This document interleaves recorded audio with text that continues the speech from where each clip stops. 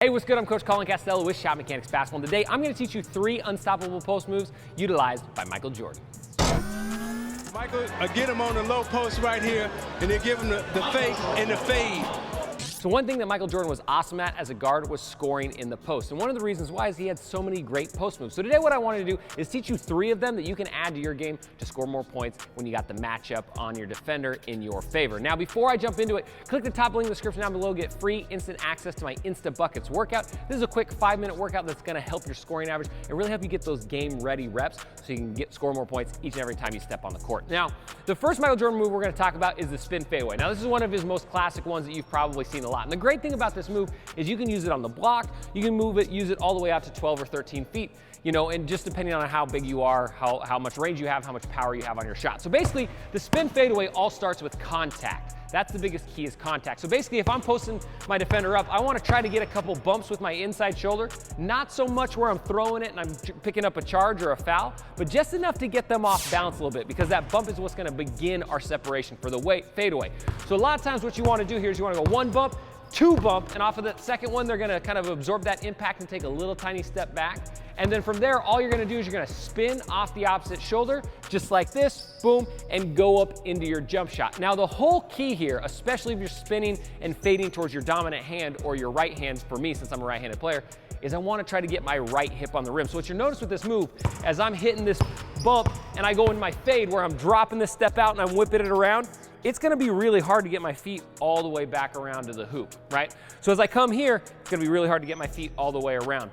So the key that I wanna think about is, even if I get my feet pointing towards the baseline, that's okay. I can still go up in my shot. I just wanna let my right leg come through and drift towards the basket, right? That's why you'll notice a lot of times when Michael Jordan shot fadeaways, he'd kick one leg out, right? That's because he's getting his hips rotated around to unlock the tension in his shoulders. That way he's got a nice follow through. So again, key number 1 here, we're bumping him off, timing that. Key number 2, we want to drop step out with a live dribble, so it's not a travel. Then we want to pick it up, quick spin, launch, little leg drift if we need it. One thing about this move, it's always easier to do on your opposite side. So if I'm a righty and I'm on the left side over here, it's going to be a lot easier, because now when I drop, my right hip is already on rim and I don't have to really use that leg drift to get my hips around, right? So it depends on which side of the floor you're gonna use this on. It's gonna depend on your footwork just a little bit. The next one we've got is the shimmy fade. Now it all starts the same out of a post up. Maybe I get a pass, maybe I got him down off the dribble, and I'm still gonna start to get my contact just like move number 1, where I'm bumping them back, maybe a couple quick contacts on there. Now the shimmy fade, the whole key here is I'm faking that baseline fade away and then fading back the opposite direction. So as I hit this bump and I drop this leg out, I'm gonna shimmy, but I'm gonna keep this pivot foot down. The real key to this move is I don't wanna shimmy and pick it up, right? Because then that's gonna be travel when I come back over. So as I shimmy, I wanna keep this pivot foot down. I wanna show the ball just slightly outside of my arm so the defender can see it, so they start to slide that direction, right? And as I do, I'm gonna turn my head that same way. So the whole key to selling this here is ball barely on the outside of the shoulder, chin on your shoulder going this direction, and then throwing your shoulders at the same time. Because if I do this, it looks like I'm going that way. Defender's gonna slide. Now it's as simple as a front pivot, fade away into a jump shot. I'm gonna front pivot back around, fade away into a jump shot. All I gotta do is get my elbow on target, finish my follow through. Again, whole key here, throw them out, throw those shoulders, and then come back as soon as you get your eyes on target, knock down the shot.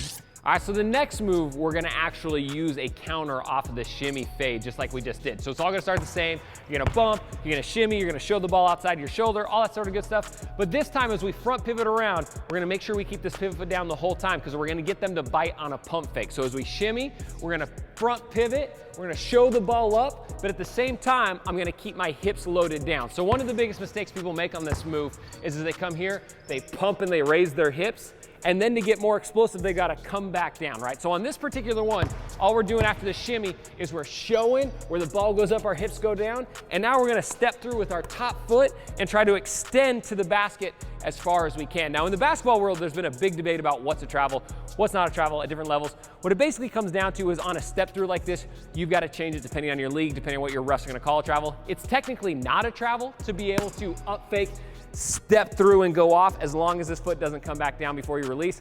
But change it depending on your league, depending on the rules, right? Because I've played in leagues where they'll call us travel every time.